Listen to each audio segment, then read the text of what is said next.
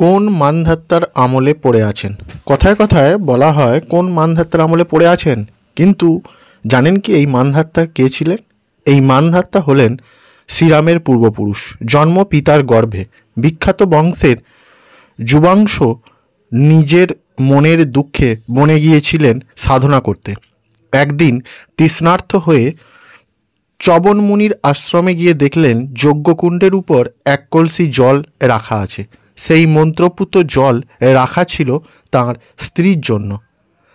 তা তিনি পান করলে সন্তান ধারণ করতে পারবেন। সেই জল পান করলেন যুবরাজ যুবাংশ এবং সন্তান এলো যুবাংশের গর্ভে।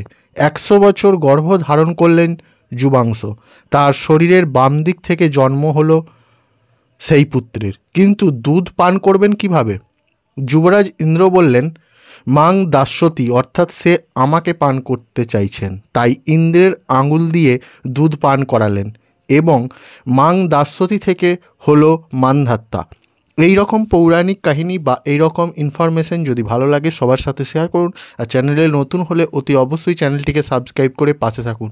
ধন্যবাদ।